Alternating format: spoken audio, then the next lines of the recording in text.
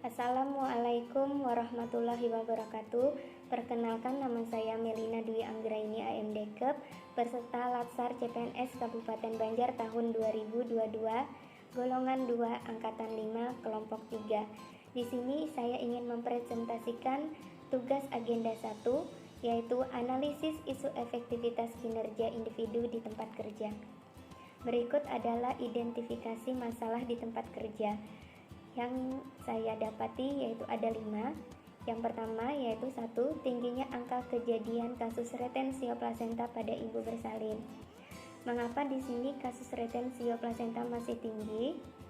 Kejadiannya dikarenakan terdapat kasus anemia pada ibu hamil yang disebabkan oleh masih rendahnya pengetahuan ibu hamil tentang anemia, kepatuhan dalam mengkonsumsi tablet FE belum maksimal, sehingga ibu hamil memiliki resiko komplikasi pada kehamilan dan dapat beresiko kasus retensio plasenta pada saat persalinan yang bisa menyebabkan kematian.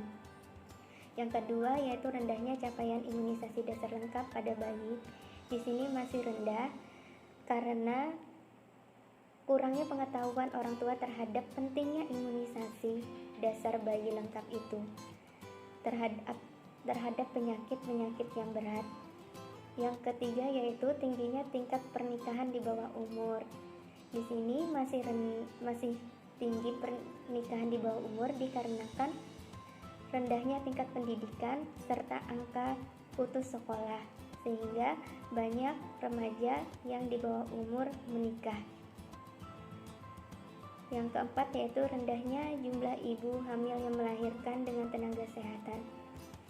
Masih rendahnya jumlah ibu hamil yang melahirkan di tenaga kesehatan dikarenakan faktor kebiasaan yaitu adat istiadat orang tersebut di sana masih memiliki keyakinan persalinan yang ditolong oleh dukun kampung, suami sendiri, serta orang tuanya, sehingga masih rendah untuk angka melahirkan dengan tenaga kesehatan. Yang kelima yaitu rendahnya minat wanita usia subur untuk melakukan pemeriksaan IFA. Dikarenakan pada wanita usia subur itu masih kurang pengetahuan dan manfaat yang dapat diperoleh melalui pemeriksaan IFA, jadi masih rendah. Kemudian dari 5 masalah tersebut, saya memprioritaskan isu itu dengan menggunakan metode USG, yaitu ada urgency, seriousness, growth. Yang pertama yaitu urgency, itu adalah seberapa mendesak suatu isu itu harus dibahas dan dianalisis dan ditindaklanjuti.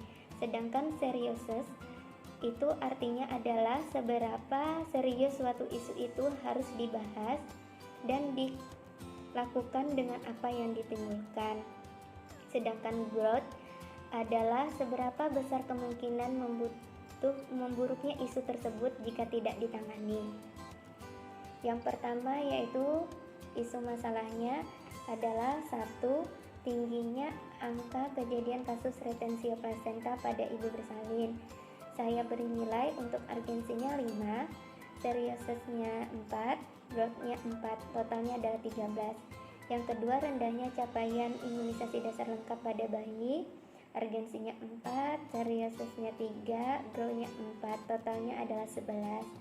Yang ketiga yaitu tingginya tingkat pernikahan di bawah umur. Urgensinya 4, seriousness-nya 3, growth-nya 3, totalnya adalah 10. Yang keempat, rendahnya jumlah ibu yang melahirkan dengan tenaga kesehatan. Urgensinya 5, seriousness-nya 3, growth-nya 4, totalnya adalah 12. Yang kelima, rendahnya minat WUS untuk melakukan pemeriksaan IFA. Urgensinya 3, seriousness-nya 3, growth-nya 3, totalnya adalah 9.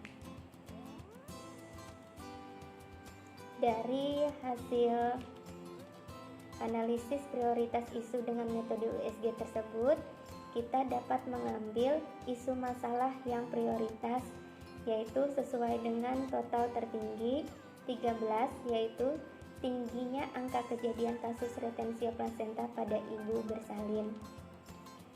Setelah kita mengambil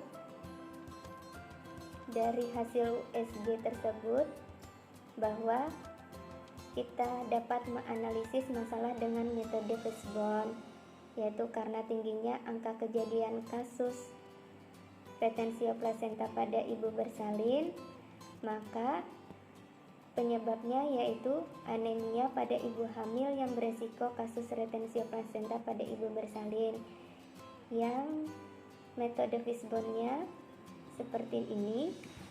Faktornya disebabkan bisa dari SDM, yaitu kurangnya informasi dari petugas kesehatan, 2 kurangnya asupan Fe dari lingkungan sendiri, 1 dukungan keluarga dalam mengkonsumsi tablet Fe kurang maksimal, yang kedua pengaruh budaya yang masih kuat, 3 penyakit lainnya. Sedangkan dari alat, 1 media konseling belum dilakukan secara maksimal, yang kedua pemantauan tablet Fe belum maksimal, proses konseling belum efektif, kedua pemberian motivasi mengkonsumsi tablet Fe belum sesuai dengan yang diharapkan. Lalu kita memasuki ke analisis isu SWOT. Di sini ada namanya SWOT. S sendiri adalah strength, yaitu kekuatan, weakness, kelemahan, opportunity, peluang, threat, ancaman. Strength sendiri yaitu pertama tersedia alat pemeriksaan HB untuk ibu hamil, kedua adanya formulir pemantauan konsumsi tablet Fe pada buku KIA, yang ketiga petugas memberikan konseling tentang anemia pada saat ibu hamil periksa.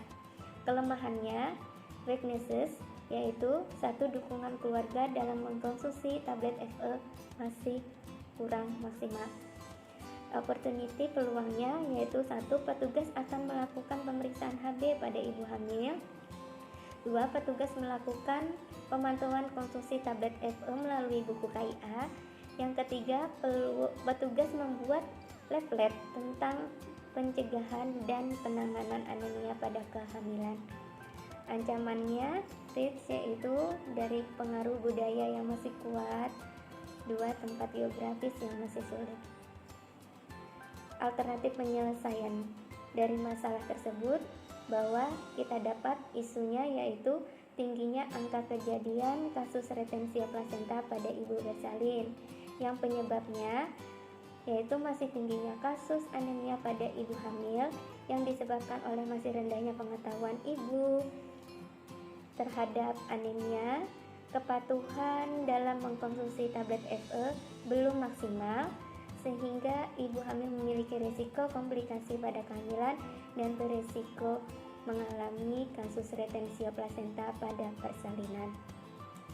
Alternatif penyelesaiannya, yang pertama, kita bisa menentukan tema dan desain sederhana serta mencari literatur terkait leaflet penanganan anemia serta formulir pemantauan pemberian tablet Fe.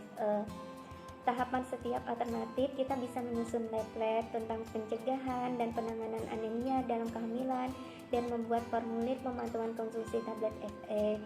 Hasil yang diharapkan yaitu ibu hamil dapat memahami apa itu anemia pada kehamilan, dan serta ibu hamil tahu resikonya apabila mengalami anemia dan dapat mengamalkan meminum tablet Fe secara teratur.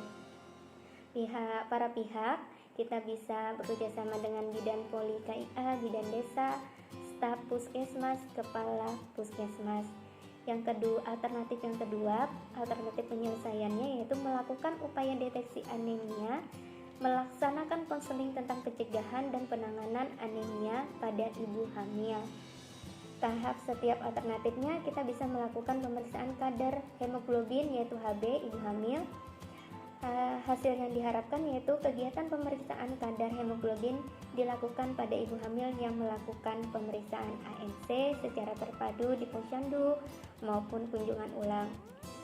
Para pihak kita bisa bekerja sama dengan dokter, bidan desa, promkes, staf puskesmas, kepala puskesmas, dan laboratorium. Ya, sekian presentasi dari saya tentang analisis isu efektivitas kinerja individu di tempat kerja. Terima kasih atas perhatiannya. Wabillahi taufiq wal hidayah. Wassalamualaikum warahmatullahi wabarakatuh.